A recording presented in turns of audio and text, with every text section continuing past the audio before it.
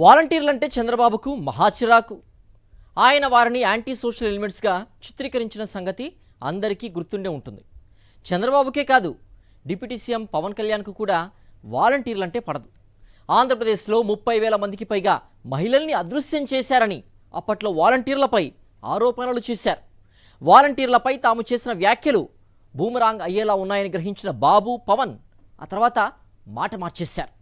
తాము అధికారంలోకి రాగానే వారికి 10,000 గౌరవ వేతనం ఉంటుందని నమ్మించారు. మొన్నటి ఎన్నికల్లో లబ్ధి పొందారు. పాలనలోకి వచ్చిన తర్వాత వాలంటీర్లకు మొండి చేయి చూపారు. పాలనా వ్యవస్థలో కీలకంగా ఉన్న వాలంటీర్లను అసలు వ్యవస్థ నుంచే లేకుండా చేశారు.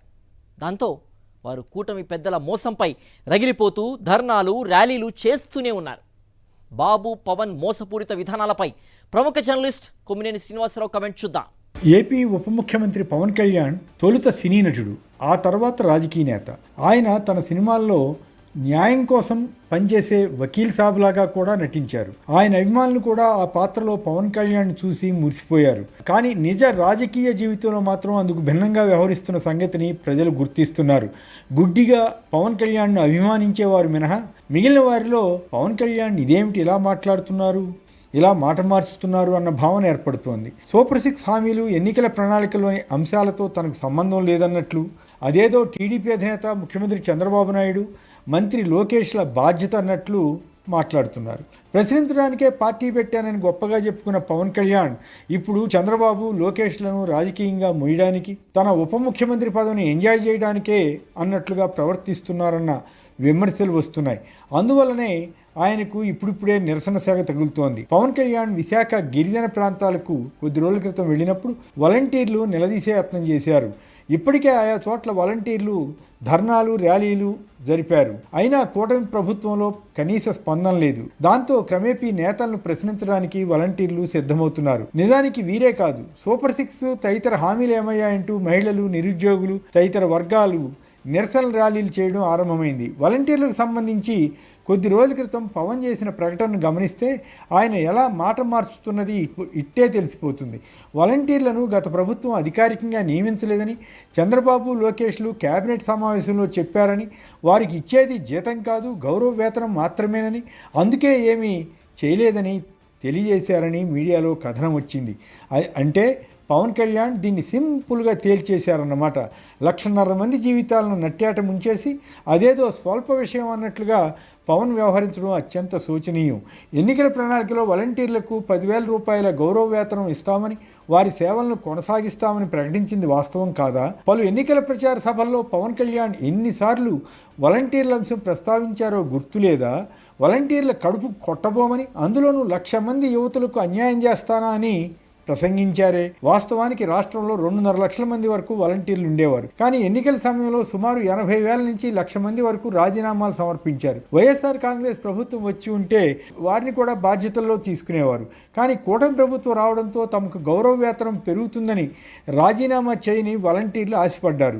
తీరా చూస్తే కూటమి ప్రభుత్వం అసలుకే మోసం తెచ్చింది. ప్రభుత్వంలో చంద్రబాబు ఏం చేసినా సమర్థిస్తున్న పవన్ కళ్యాణ్ వాలంటీర్ల విషయం తనకేమీ తెలియదన్నట్లుగా నటించడం ధర్మమేనా? వాలంటీర్లకు ఇచ్చేది గౌరవ వేతనం కనుక వారికి ఆ బాధ్యతలు అప్పగించడం కుదరదని చంద్రబాబు, లోకేష్లు చెబితే పవన్ కళ్యాణ్ చెవిలో పువ్వు పెట్టుకుని విన్నారా? మనం హామీ ఇచ్చాం కదా, ఎందుకు చేయలేం? ప్రభుత్వం అనుకుంటే ఇది ఒక పెద్ద సమస్య అని పవన్ కళ్యాణ్ ప్రశ్నించి ఉండాలి కదా. జగన్ ప్రభుత్వం విజయవంతంగా నిర్వహించిన వాలంటీర్లు అంటే చంద్రబాబుకు లేదా పవన్ కళ్యాణ్కు ఎప్పుడూ గౌరవం లేదు. వారిని అసలు సమాజంలో గౌరవనీయమైన వ్యక్తులుగా చూడడానికి కూడా ఇష్టపడలేదు. చంద్రబాబు నాయుడు వీరిని మూటలు మోసేవారని, ఆడవాళ్ళు ఇళ్లలో ఉన్నప్పుడు వెళ్ళి వేధించేవారని ఒకసారి చాలా ఘోరమైన రీతిలో వ్యాఖ్యానించారు. పవన్ కళ్యాణ్ అయితే మరీ దారుణంగా వాలంటీర్లను కిడ్నాపర్లతో పోల్చారు.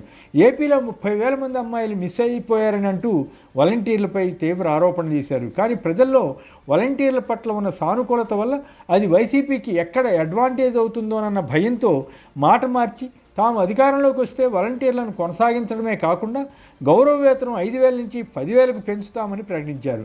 అబద్ధాలు బాగా ఆడతారన్న పేరున్న చంద్రబాబుకు తానా అంటే తందానా అని తబలా వాయిస్తున్న చందంగా పవన్ కళ్యాణ్ వ్యవహరిస్తున్నారు. ఆయనతో పోటీపడి అసత్యాలు చెబుతున్నారు. చంద్రబాబు, లోకేష్లదే వాలంటీర్ల విషయంలో తప్పన్నట్లు, తనకేమీ సంబంధం లేదన్నట్లు పవన్ కళ్యాణ్ డ్రామా ఆడినట్లు డైలాగులు చెబితే ప్రజలను ప్రత్యేకించి వాలంటీర్లను పిచ్చివాళ్ళని చేసినట్లు కాదా? 30,000 మంది అమ్మాయిల మిస్సింగ్ గురించి ఏపీ అంతటా తిరిగి చేసిన ప్రచారం అంతా అసెంబ్లీ సాక్షిగా పచ్చి అబద్ధమని తేలింది కదా. కేవలం 47 మంది మాత్రమే మిస్ అయ్యారని, వారిలో ఎక్కువ మంది తిరిగి వచ్చారని ఇదే కూటమి ప్రభుత్వం అసెంబ్లీలో సమాధానం చెప్పిందే. పవన్ కళ్యాణ్ పచ్చి అబద్ధం ప్రచారం చేసి ఆంధ్ర సమాజాన్ని చీట్ చేసినట్లు అవుతుందా అవదా? చంద్రబాబు లోకేష్ల పట్ల పవన్ కళ్యాణ్ ఎంత విధేయుడిగా ఉన్నా ప్రజలకు అభ్యంతరం లేదు. కానీ ఎన్నికల ప్రణాళికను చంద్రబాబుతో కలిసి ఆయన కూడా విడుదల చేశారన్న సంగతి మర్చిపోకూడదు కదా. వకీల్ సాబ్ పాత్రను సినిమాల్లో పోషించడం కాదు, ప్రజా జీవితంలో ఆ మాదిరి నిలబడితేనే మంచి పేరు వస్తుంది. పవన్ కళ్యాణ్ విశాఖ వెళ్ళినప్పుడు ఆయన కాన్వాయ్ కోసం పోలీసులు ఆంక్షలు విధించడం, తత్ఫలితంగా సుమారు 30 మంది జేఈ పరీక్షలు రాయలేకపోయిన ఘటన కూడా కూటమి ప్రభుత్వ తీరుకు అద్దం పడుతుంది. పవన్ కళ్యాణ్ పదవిని ఎంజాయ్ చేసే మోజులో విద్యార్థుల భవిష్యత్తును కూడా దెబ్బతీశారన్న విమర్శకు ఆస్కారం ఇచ్చారు. ఏదేమైనా వాలంటీర్లను కేవలం చంద్రబాబు లోకేష్లే కాదు, పవన్ కళ్యాణ్ కూడా మోసం చేసినట్లేనని ఎవరైనా ఒప్పుకోవలసిందే. ఆ పాపంలో పవన్ కళ్యాణ్కు వాటా ఉన్నట్లే కదా.